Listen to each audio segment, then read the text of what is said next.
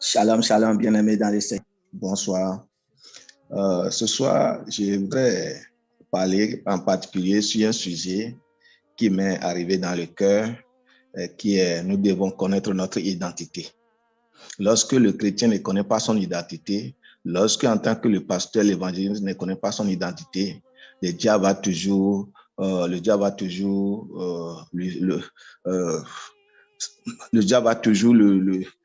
déranger. L'Esprit de Dieu, l'Esprit ténèbre va toujours le déranger. Pourquoi? Parce qu'il ne connaît pas qui il est. Nous devons savoir, nous devons connaître qui nous sommes. Nous allons regarder quelque chose dans le livre de 2 Corinthiens, chapitre 5, verset 17, qui dit, si quelqu'un est en Christ, si quelqu'un est uni en Christ, il est une nouvelle créature. Il est une nouvelle créature. Vous savez, lorsque la Bible dit ça, bien-aimé dans le Seigneur, ce n'est pas ton corps qui a changé. Ce n'est pas quelque chose qui a changé. Ce qui est changé en toi, c'est ton âme. C'est ton âme, c'est spirituel. Maintenant, avant que cet acte spirituel puisse être réel, c'est à toi maintenant de connaître ce que Dieu t'a donné. C'est à toi maintenant de se laisser à Dieu. Si tu ne te laisses pas à Dieu, bien-aimé dans le Seigneur, si tu ne t'ouvres pas à Dieu, si tu ne t'ouvres pas la porte de ton cœur à Dieu, ça serait vraiment, vraiment difficile.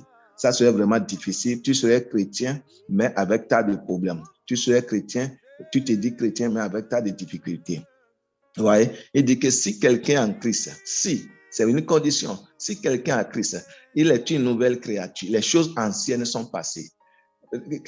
Regardez, quel qu'en soit l'état où tu étais, quel qu'en soit ton état, l'état où tu étais, dès que l'Esprit de Dieu, dès que Dieu rentre, te visite, pénètre ta vie, rentre ta vie, ma soeur, mon frère, ta vie change. Ta vie change. Donc, ouais, donc notre vie change. Donc, vous savez, avant nous étions, savez, nous étions de la famille terrestre. Maintenant que tu as reçu le Seigneur Jésus, tu es maintenant de la famille céleste. Tu n'es plus maintenant de la famille terrestre. Il faut savoir que tous les liens familiaux, toutes les malédictions de la famille qui te suivait avant ce jour, avant ce temps, il faut savoir que c'est brisé, c'est détruit. Ouais, par l'Esprit de Dieu, par l'Esprit de Dieu. Donc, si quelqu'un en Christ, il est une nouvelle créature. Les choses anciennes sont passées. Quelles sont des maladies qui est dans votre famille? Quels sont des problèmes qui sont dans votre famille? Quels sont ces problèmes-là? Bien-aimé dans le Seigneur, si tu crois vraiment à la parole de Dieu, si tu prends cette parole comme un appui, si tu prends la parole comme un appui, si tu le prends comme un appui, tu vas voir que les choses vont changer. Les choses sont déjà changées et cela devient visible dans ta vie. Cela devient réel dans ta vie.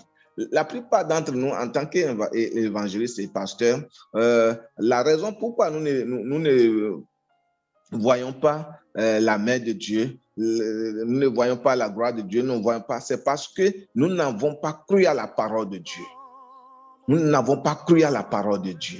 Nous devons croire à la parole de Dieu à la lettre. Nous devons croire à la parole de Dieu. Donc, c'est ça qui change notre vie.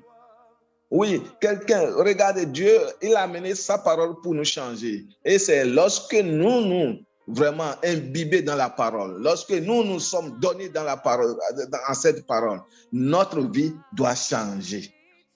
Et c'est la personne que toi-même, que tu connais que tu es, c'est ça que tu appelles toi-même. Qui tu t'appelles? Comme les Anglais disent, who do you call yourself? Who you call yourself, the people will call you. Qui tu dis que tu es? Qui es-tu? Est-ce que tu connais qui tu étais? Qui es-tu maintenant? Vous savez, et on continue. Le verset 20 dit que nous faisons les œuvres de l'ambassadeur, c'est que nous fonctionnons de l'ambassadeur. Donc, nous ne sommes pas seulement, ce n'est pas seulement un changement, c'est que nous sommes encore représentants de Dieu sur la terre. Représentants de Dieu sur la terre. Nous sommes dans ce monde, mais nous représentons Dieu. Regardez, l'ambassadeur des États-Unis qui est au Bénin, l'ambassadeur des États-Unis qui est au Togo, l'ambassadeur des États-Unis, je ne sais pas, dans n'importe quel pays, qui ne connaît pas ses droits, qui ne connaît pas son autorité, il serait embêté. il serait embêté. Donc, nous, le problème est que, comme Osée chapitre 4, verset 6 dit que mon peuple est détruit faute de la connaissance, parce qu'il ne connaît pas. Parce que, oui, nous avons tendance à recevoir la parole de Dieu, mais cette parole ne trouve pas de place en nous. Cette parole ne trouve pas de place dans la vie du pasteur en question, dans la vie de l'évangéliste en question, dans la vie du docteur en question. Et c'est ça qui fait que les problèmes, les difficultés autour de nous, c'est ça qui fait que cela est là. Nous devons suivre la parole de Dieu aveuglément. Tu suives la parole de Dieu, bien-aimé dans le Seigneur. Si tu suives la parole de Dieu avec tes yeux ouverts, avec tes calculs humains, avec je ne sais pas, tu suives la parole de Dieu comme ça, tu vas perdre. Tu serais dans le royaume, mais tu n'auras pas la grâce du royaume. Tu te dis, tu es dans ce royaume, mais tu n'auras pas la grâce du royaume. C'est la même chose. L'ambassadeur des États-Unis dans n'importe quel pays qui représente les États-Unis, s'il ne connaît pas qui il est, s'il ne connaît pas l'autorité qu'il canne, s'il ne connaît pas le pouvoir qu'il a en lui, bien-aimé dans le Seigneur, cet ambassadeur aura trop de problèmes, aura trop de difficultés. Alors, nous ne sommes pas n'importe qui, nous sommes des hommes extraordinaires, des femmes extraordinaires, nous représentons le ciel. Nous représentons le ciel. Et le but de représenter le ciel, c'est de réconcilier le monde. C'est de réconcilier ces hommes sur la terre, le monde à Dieu. Et c'est ce que Dieu nous a mandaté. C'est le mandat. Et c'est ce mandat que Jésus, à la dernière minute, c'est ce mandat qu'il nous a laissé. Il dit, allez dans le monde, allez partout dans le monde entier.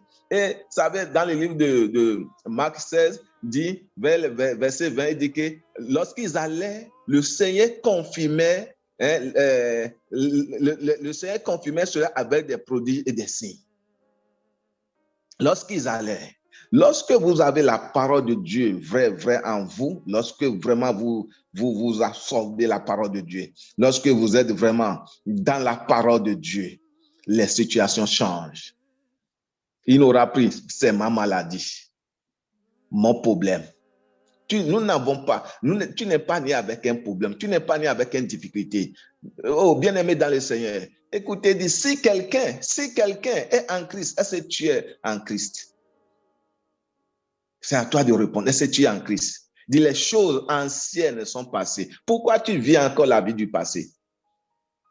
Pourquoi tu vis encore la vie du passé qui est la maladie, qui est l'échec, qui est des difficultés, les problèmes? La vie du passé, qui sont des alliances. Les alliances parentales que les parents ont nouées. Ces alliances que tes parents ont nouées, qui te suivent. Non. La parole a déjà tout fait. Cette parole, c'est Jésus. Il a déjà tout fait. Est-ce que Jésus est vraiment en toi? Il a déjà tout fait. Donc, nous devons croire à lui avec les yeux fermés. Donc, c'est ce qui est important. Tu n'aimes pas n'importe qui, ma soeur. Tu n'aimes pas n'importe qui, mon frère. Nous sommes des ambassadeurs représentants du ciel sur la terre. Donc, s'il y aura la joie sur la terre, s'il y aura le changement sur la terre, c'est à nous de changer. C'est à nous de changer cette atmosphère. C'est à nous de changer la terre dont nous sommes maintenant. Est-ce que chacun de nous, en tant que l'évangéliste, en tant que pasteur, est-ce que chacun de nous fait notre travail? Point d'interrogation. Est-ce que nous faisons notre travail? Qui est dit, allez. Combien de jours, combien de temps, combien d'heures, si nous avons un petit temps, que nous, avec nos amis, avec nos parents qui n'ont pas cru, combien de minutes nous prenons pour leur parler de Jésus, pour s'aimer Jésus dans leur vie? Tu peux donner un cadeau à quelqu'un, juste pour s'aimer Jésus dans sa vie.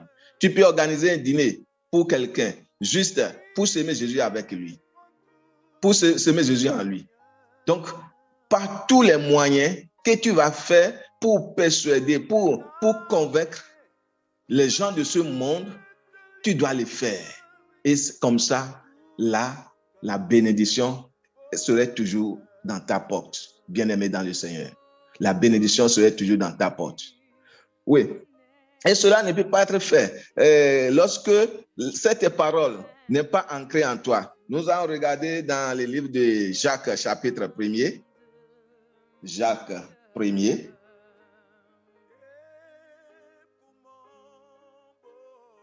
Jacques 1, verset 21. Jacques 1, verset 21. Vous savez, lorsque la parole n'est pas dans la vie de quelqu'un, voilà ses comportements. Il dit, c'est pourquoi, rejetant toute souillure, tout excès de malice, recevez avec douceur la parole qui a été plantée en vous et qui peut sauver vos âmes. Rejeter, c'est à toi de rejeter. Qui t'a offensé? Qui t'a parlé mal? Qui? Reject it. Rejette-la. Rejette cela. Il ne faut pas accepter parce que quelqu'un qui t'a offensé, peut-être que ça, et toi-même, tu prends cette offense sur toi-même, c'est toi qui serais malade. Tu es en train de te détruire. Ce n'est pas ta nature. Ce n'est pas notre nature. Ce n'est pas notre nature. Et c'est pourquoi il dit, rejetant toute souillure. Mais c'est pourquoi. C'est pourquoi, rejetant toute souillure et tout excès de malice, recevez avec douceur la parole qui a été plantée en vous pour sauver votre âme. Recevez avec douceur la malice dans ton cœur, la haine dans ton cœur, les problèmes dans ton cœur.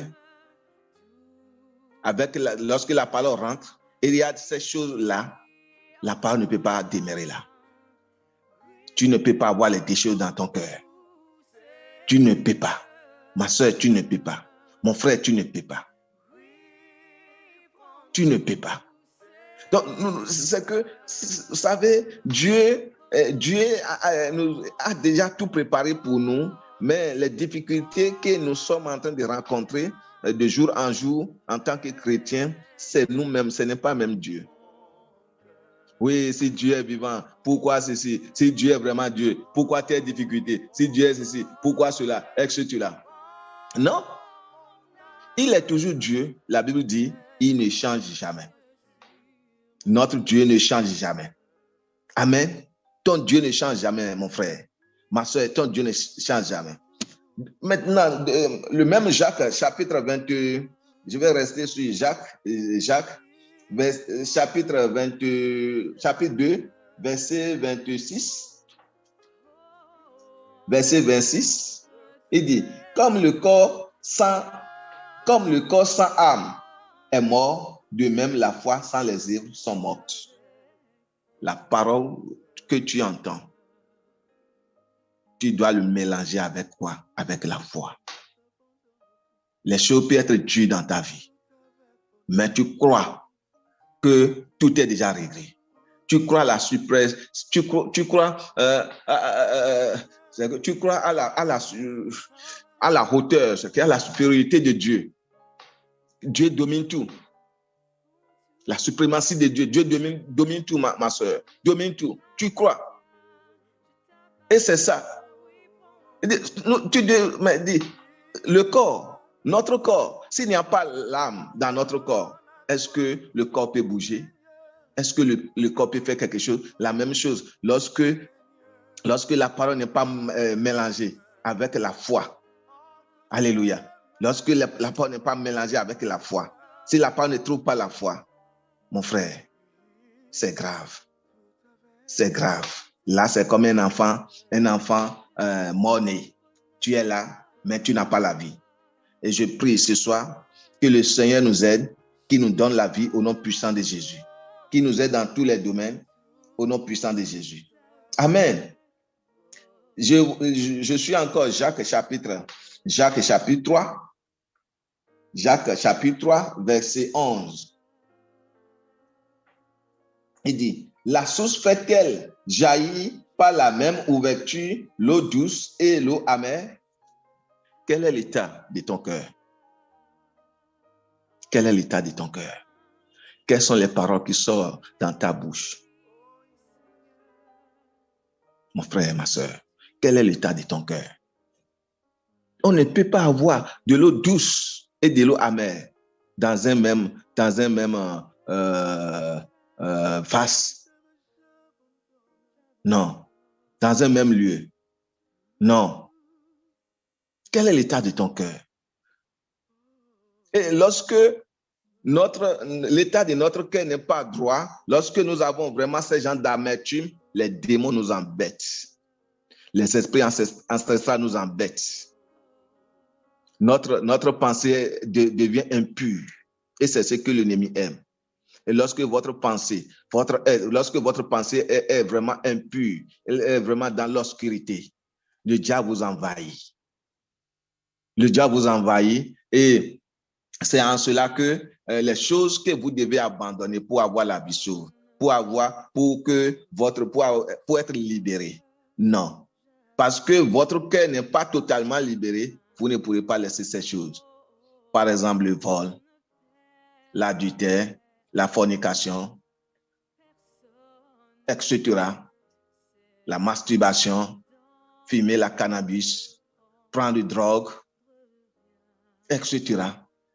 Pourquoi? Parce que nous disons que nous sommes dans la lumière, mais l'obscurité nous entoure.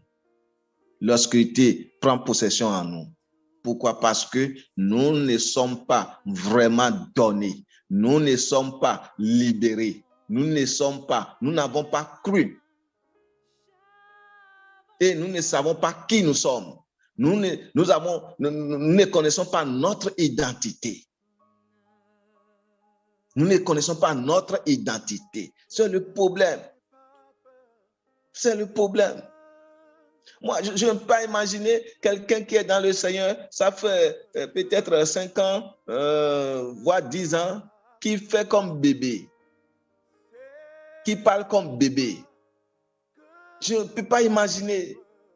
À des moments donnés, si je rencontre ce genre de personnes, j'ai envie de les gifler. Excusez-moi, j'ai envie de les gifler. Pourquoi ils parlent comme ça? Pourquoi ils parlent comme ça? Quelle est cette attitude? Est-ce qu'il connaît qui il est? Est-ce qu'il connaît qui il est? Est-ce qu'elle connaît qui elle est? Tu n'es pas un homme ordinaire.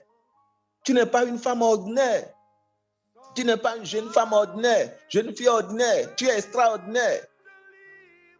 Ce n'est pas une parole pour t'encourager, bien-aimé dans le Seigneur. Ce n'est pas une parole pour te mettre le... Non. Ça, c'est vrai. Et c'est réel. C'est à toi de connaître qui tu es. C'est à toi de connaître ton identité. Sans cela, tu seras embêté. L'esprit familial va toujours t'embêter. L'esprit des autres va toujours t'embêter. La maladie va toujours t'embêter. Et tu vas dire, c'est ma maladie. La maladie que nous avons dans notre famille, c'est ça qui tue tout le monde. Et toi, tu crois en cela, ça va te tuer. Alors, où est la puissance de Dieu que tu as cru? Où est l'œuvre de la croix dans ta vie? Où est l'œuvre de la croix? Vous savez, lorsque nous ne sommes pas donnés dans l'écriture, nous ne sommes pas investis dans l'écriture, c'est ça qui fait que nous rencontrons certains prophètes, certaines personnes qui nous mentent, qui disent des choses et que nous croyons cela, alors que c'est dans l'ignorance, c'est pour nous perdre davantage. Parce que tu as refusé de travailler sur toi-même. Chaque homme, chaque enfant, chaque chrétien, chaque pasteur doit travailler sur lui-même, son caractère, doit travailler sur lui-même, dans la parole de Dieu, à la lumière de la parole de Dieu. Tu dois examiner ta vie à la lumière de la parole de Dieu. C'est très important, bien-aimé dans le Seigneur. C'est très important. C'est très, très, très important. Le verset 14 de Jacques, toujours, verset 14, verset 14 du chapitre 3, Jacques 3, verset 14, mais il dit, verset 14 dit, mais si vous avez dans votre cœur un zèle amer et un esprit de dispute, ne vous glorifiez pas et ne mentez pas contre la vérité. Tiens, je ne sais pas si quelqu'un comprend ceci ce matin ou bien ce soir. Il dit, mais si vous avez dans votre cœur un zèle amer et un esprit de dispute, un zèle amer, le zèle amer, le zèle pour faire le mal, ce n'est pas pour faire le bien. Ton cœur est amer comme Nivaquine, ta vie est amère. Tu n'as jamais le zèle pour faire de bonnes choses. Tu n'as jamais le zèle pour l'évangile. Tu n'as jamais le zèle pour lire la parole de Dieu. Le zèle que tu as, c'est d'insulter. Le zèle que tu as, c'est d'aller dans la fornication. Le zèle que tu as, c'est de chercher les petites filles dans les rues. Et parce que tu as l'argent, et tu mets l'argent devant eux pour pouvoir gaspiller, pour pouvoir détruire leur vie. Bien-aimé dans le Seigneur, et tu te dis chrétien, c'est l'enfer qui t'attend. Crois-moi et crois-moi bien, c'est l'enfer qui t'attend. Et d'ici, vous faites comme ça. Là, vous êtes en train de mentir contre la vérité. Si nous sommes comme ça, nous avons ce zèle amer. Nous sommes en train de mentir contre la vérité. Qu'est-ce qui me pousse à masturber? Qu'est-ce qui me pousse à masturber? C'est parce que ma tête est encore, ce démon est encore dans ma, est encore a trouvé quelque part, est encore quelque part dans ma vie. Alors la parole de Dieu est suffisante. La parole de Dieu est très puissante pour dire dehors, toi démon de masturbation, au nom puissant de Jésus. Au nom puissant de Jésus. Toi démon, esprit de vol, quitte ma vie, au nom puissant de Jésus. Au nom puissant de Jésus. La parole suffit. Rien que la parole suffit. Mais comment t'es-tu donné à cette parole? Comment t'es-tu donné à cette parole? C'est là le problème. Et cela aussi dépend de chacun de nous. Où est-ce que vous avez donné votre vie au Seigneur Jésus? Dans quel temple? Dans quelle église? Dans quel lieu? Ça joue sur notre vie. C'est comme si tu as un enfant qui veut commencer CESE ou bien qui veut commencer CI pour commencer à aller à l'école. Si la base n'est pas bien préparée, l'enfant est faussé jusqu'à l'université. Si la base n'est pas bien préparée. Nous devons aller à la base, bien-aimés dans le Seigneur. Nous devons aller à notre base. Si notre base a faussé, nous devons maintenant accepter tous les sacrifices et maintenant commencer par travailler sur notre base pour pouvoir avoir vraiment la vie sauve, pour pouvoir avoir la grâce de Dieu dans notre vie. Le christianisme, ce n'est pas une religion. Le christianisme, c'est authentique, c'est vrai. C'est authentique, ce n'est pas une religion. Non, ce n'est pas un groupe de religion, c'est authentique, c'est ta vie. C'est notre vie. Jésus a dit quelque chose. Jésus a dit quelque chose dans le livre de Jean. Dans le livre de Jean 14, qu'est-ce qu'il a dit? Jean 14, verset 6. Il dit, je suis la vie. Jésus lui dit, je suis le chemin, la vie et la vérité. Nul ne vient au Père que par moi. Bien-aimé, lorsque tu as rencontré la vie, qui est le Seigneur, quel était ton comportement? Quel était ton comportement? Parce que quelqu'un qui dit j'ai reçu Jésus, il a rencontré la vie. Ton comportement va faire que cette vie puisse vraiment élargir, puisse vraiment être profitable pour toi. Quel est ton comportement? Il dit, je suis la vie. Oui. Jésus lui dit, je suis le chemin. Je suis le chemin. Il y a plusieurs chemins, mais le seul chemin vers Dieu, c'est Jésus. Le bouddhisme, c'est un chemin vers les dieux du monde. Les dieux, je ne connais pas les noms, etc. Les dieux que vous connaissez les noms, ça fait partie des mains. C'est le seul Jésus, le musulman. C'est le Jésus seul qui mène à la vie éternelle. C'est lui seul qui mène à la vie éternelle. Et cela, on ne peut pas discuter ça. Cela, on ne peut pas discuter ça, bien-aimé dans le Seigneur. Mon frère, on ne peut pas discuter ça. On ne peut pas discuter ça. Maintenant, si nous quittons là, Jean chapitre toujours, Jean chapitre 6, Jean chapitre 6, verset Jean 6, verset 35. Jean 6, verset 35. Regardez ce que Jésus dit. 35. Ok. Jésus l'a dit, je suis le pain de vie. Je suis le pain de vie. Celui qui vient à moi n'aura jamais faim. Et celui qui croit en moi n'aura jamais soif. Bien-aimé dans le Seigneur, regardez la parole. C'est authentique. Il dit, celui qui vient à moi, je suis le pain de vie. Je suis le pain de vie. Je suis le pain de vie. Celui qui vient à moi. Celui qui vient à moi n'aura jamais faim. Et celui qui croit en moi n'aura jamais soif.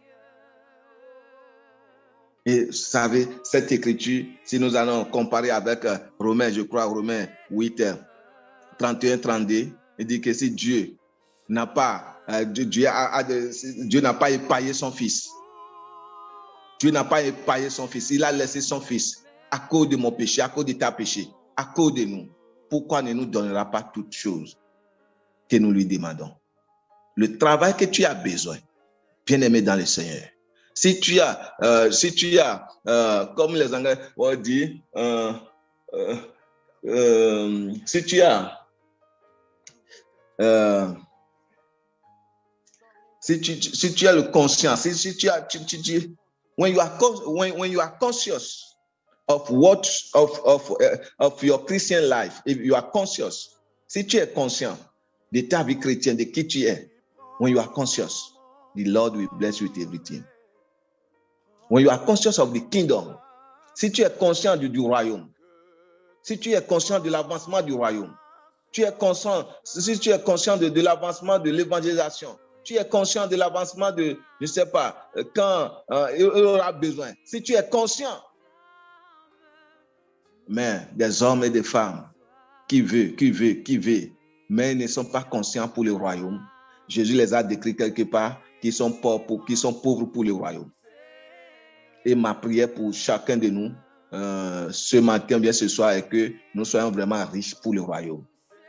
Que notre vie, c'est d'aller faire le travail que Dieu nous a commandé. Si nous sommes vraiment conscients, nous devons être conscients pour le royaume. Et c'est ça. Il nous donnera toutes choses. Il dit, je suis le pain de vie. Il nous donnera toutes choses. Il nous donnera toutes choses. Mais je ne pourrais pas aussi comprendre, je vais terminer avec ceci, je ne pourrais pas aussi comprendre le chrétien, je vais regarder quelque chose maintenant, le chrétien qui est dans une église évangélique, qui se dit évangélique et qui ne croit pas que ses ressources financières, ses ressources peuvent servir Dieu. Non, mon frère, c'est une erreur. Parce que Dieu te bénit pour que le royaume soit béni. Dieu te bénit pas pour toi, pour le royaume. Et lorsque tu es conscient de cela, tu n'en manqueras jamais. Tu serais toujours en haut. Tu serais toujours en haut. Tu serais toujours la tête. Quand il dit dans Malachie chapitre 1, Malachie d'abord chapitre 1, verset 6, il dit, un fils honore son père et un serviteur son maître. Si je suis père, où est l'honneur qui m'a tué? Si je suis maître, où est la crainte qu'on a de moi? Dites l'Éternel des armées à vous, les sacrificateurs. Et nous les sacrificateurs, nous les pasteurs, Est-ce que nous avons vraiment la crainte à Dieu? Et vous savez, dans cela-là, il dit maintenant, vous savez des bonnes choses à donner à vos gouverneurs, etc. Maintenant, allez donner cela. Maintenant, regardez comment vous pouliez l'autel de Dieu et vous donnez des choses, des bêtes aveugles, des choses qui n'est pas bien. Alléluia. Maintenant, le Malachie chapitre 3, je suis en train de finir, c'est pour dire, le chrétien, vous savez, le chrétien, c'est qu'on se détruit, on se dit chrétien, il y a des chrétiens qui ne croient pas de donner la dîme, il y a des chrétiens qui ne croient pas de bénir les pasteurs, ils sont dans l'église. Non, nous ne sommes pas en train de dire ceci parce que nous avons besoin de l'argent. C'est une vérité biblique, c'est ça, c'est le principe du royaume. Ce n'est pas parce qu'on a besoin de l'argent, c'est le principe du royaume, bien-aimé dans le Seigneur, c'est le principe du royaume, c'est biblique. Malachie 3, verset 8, il dit, un homme trompe-t-il Dieu? C'est une question. Il dit, un homme trompe-t-il Dieu? Maintenant, il dit, car vous me trompez. Et vous dites, en quoi t'avons-nous trompé? Vous êtes en train de poser, Dieu dit, vous me trompez, vous êtes en train de poser, en quoi nous avons trompé Dieu? Et il dit, dans les dîmes et les offrandes. Vous voyez, les dîmes et les offrandes sont importants pour Dieu, c'est spirituel. Tu donnes, mais c'est spirituel, ça monte au ciel. Ça monte au ciel. Qu'est-ce que tu fais pour le ciel? Des gens veulent avoir véhicule, construction, ceci, sur la terre, mais ils n'ont jamais fait quelque chose pour le ciel. Ils n'ont jamais sponsorisé l'évangélisation. Ils n'ont jamais acheté une Bible à quelqu'un. Alléluia. C'est du péché. Amen. Et je continue verset 9. Il dit, vous êtes frappés. Regardez, il dit, vous êtes frappés par la malédiction et vous me trompez. Dieu dit, parce que vous ne le faites pas, vous êtes frappés par la malédiction. La nation tout entière. Et le verset 10 dit maintenant, Malachie 3, verset 8 à 10, il dit, verset 10 dit maintenant, apportez à la maison du trésor toutes les dîmes, afin qu'il y ait de la nourriture dans ma maison. Mettez-moi de la sorte à l'épreuve, dites l'Éternel des armées, et vous verrez si je n'ouvre pas pour vous les écrits des cieux. Dis, mettez-moi à l'épreuve. Mettez-moi à l'épreuve. Essayez-moi voir. Essayez-moi voir. Je dis souvent aux gens à l'église, vos problèmes, vos difficultés financières, quelles qu'en soient les difficultés que nous avons, personne ne peut pas régler son problème si Dieu n'intervient. Personne dans ce monde-là. Même le président de la République ne peut pas, s'il a des problèmes, il ne peut pas le régler si Dieu n'intervient. C'est parce que nous avons perdu notre identité, c'est parce que nous avons perdu qui nous sommes, qui fait que nous sommes en train de... we think as the world think. We think as the world think. Nous pensons comme le monde pense. Ce qui est malheureux. Nous ne devons pas penser comme le monde. Nous devons mettre les Écritures vous savez, parfois, quand un pasteur vient à l'église et il prêche ça, le pasteur a besoin de dire, non, mon frère, ma soeur, non. C'est l'enseignant, l'évangéliste, le pasteur, son travail, c'est de t'enseigner maintenant à la lumière de l'Écriture. C'est à toi maintenant d'accepter, c'est à toi maintenant de ne pas. Mais si tu acceptes la parole, si tu l'acceptes et tu le mets en pratique, tu verras la gloire de Dieu. Tu verras la gloire de Dieu. Vous voyez, tu verras la gloire de Dieu. Donc, c'est ça. Bien-aimé dans le Seigneur. Donc, voilà. Je vais terminer. J'aimerais prier maintenant. J'aimerais prier maintenant pour, s'il y a des gens ici sur cette plateforme, bien ceux-là qui vont venir écouter, je prie maintenant pour toi dans le nom puissant de Jésus. Cette alliance maléfique qui te dérange pendant des décennies soit coupée au nom puissant de Jésus. Je détruis maintenant cette voix que tu entends, cette voix-là que tu entends dans ta tête, ces démons qui te parlent dans ta tête. Je prie dans le nom puissant de Jésus que le feu de l'Éternel, le Dieu qui conduit par le feu, conduit maintenant cette voix. Que ta tête, ta pensée soit libérée au nom puissant de Jésus. L'esprit qui te pousse aller contre la volonté de Dieu ce soir. Je détruis ces démons. Je brûle ces alliances au nom puissant de Jésus. Reçois maintenant ta guérison. Reçois maintenant ta restauration au nom puissant de Jésus. Oui, l'esprit qui te pousse à ne pas faire la volonté de Dieu, aller contre Dieu. Oh, je détruis cela. Seigneur, descends maintenant dans la vie de toutes ces personnes, tous tes enfants ici présents dans cette plateforme qui voudraient faire ta volonté, mais les esprits, ces alliances les poussent à aller contre ta volonté. Je détruis maintenant ces choses dans les vies au nom puissant de Jésus. Je prie maintenant que le jaillit maintenant, la lumière de jaillit maintenant dans ta vie, dans le nom puissant de Jésus. Je lui parle, je lui parle. Et ta confession dans ta bouche change. Et ta confession dans ta change. Ma maladie, mon problème. Tu n'as pas de problème, ma soeur. Tu n'as pas de problème, mon frère. Que cela change dans le nom puissant de Jésus. Je dis que cela change dans le nom puissant de Jésus. La gloire de Dieu t'envoie là où tu es maintenant. L'Esprit de Dieu, l'Esprit de vie t'emblasse. L'Esprit de vie t'emblasse. Toi qui a problème de santé, je prie pour toi maintenant. Reçois la guérison. Reçois la guérison. Reçois la guérison de la tête aux orteils. Et oh, le Seigneur dit, pas même être ici, vous êtes guéri. Pas même être ici, tu es guéri. Avant que la maladie n'arrive, tu es guéri, ma soeur. Tu es guéri, mon frère. Tu es guéri. Au nom puissant de Jésus. Et je prie aussi pour nos bien-aimés parents, amis qui sont malades, qui reçoivent maintenant la guérison à travers cette plateforme. Au nom puissant de Jésus. Seigneur, je te bénis pour ce soir. Merci pour ma vie. Merci pour la vie de Alcy. Merci pour la vie de Marie. Merci pour la vie de Raissa. Merci pour la vie de David. Merci parce que notre vie a changé. Au nom puissant de Jésus, je viens de prier. Amen. Shalom, shalom à vous. Vous êtes bénis.